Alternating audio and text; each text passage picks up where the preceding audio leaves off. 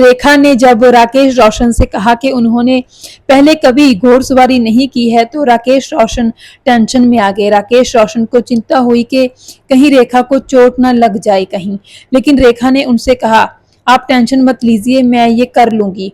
उसके बाद रेखा घोड़े पर सवार हुई और ऐसे सवार हुई जैसे वो कोई प्रोफेशनल घोड़सवार हों। राकेश रोशन को डर लग रहा था।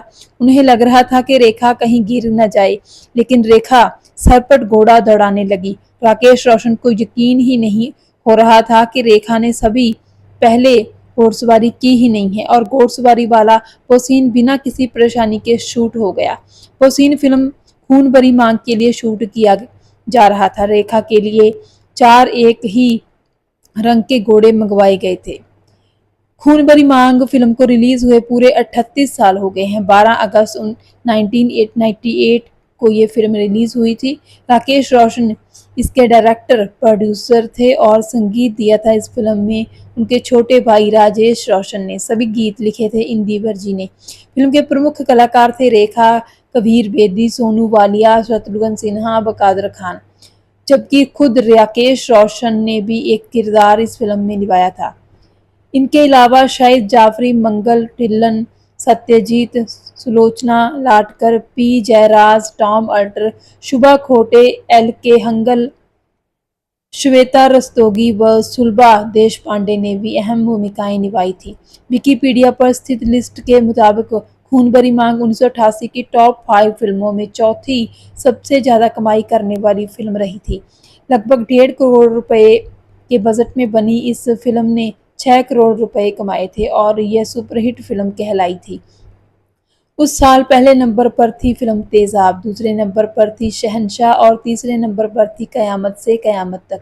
खून भरी मांग के बाद यानी 5वें नंबर पर रही थी वक्त की आवाज़। खून भरी मांग फिल्म की कहानी काफ़ी हद तक 1983 में आई ऑस्ट्रेलिया टीवी की mini series return to Eden से काफ़ी कॉपी की गई थी। फिल्म में जिस तरह रेखा को कबीर बेदी मगरमच्छ की झील में फेंकते हैं, वो सीन हूबहू रिटर्न टू ईडन की कॉपी थी। रेखा का फिर बचकर एक ग्लैमरस अदाकार के अवतार में लौटना भी उसी की नकल थी। कुल मिलाकर राकेश रोशन ने ऑस्ट्रेलियन मिनी सीरीज को भारतीय तड़का लगाकर पेश किया था और ये भारतीय दर्शकों को पसंद भी आई थी।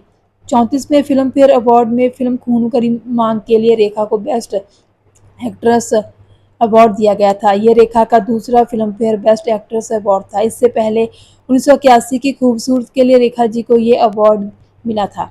इसके बाद रेखा ने फिल्म खिलाड़ियों का खिलाड़ी के लिए best supporting actress film fair award जीता था।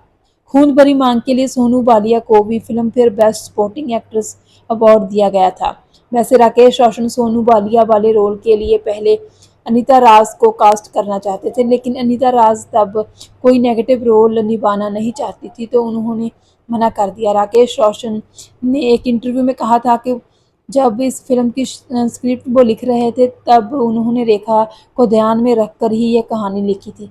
किसी और एक्ट्रेस का उन्होंने तसव्वुर भी नहीं किया था। रेखा को जब उन्होंने स्क्रिप्ट पढ़ने को दी तो रेखा भी उनसे बहुत प्रभावित हुई थी। उन्होंने बिना देर किए वो रोल निभाने की हामी भर दी थी।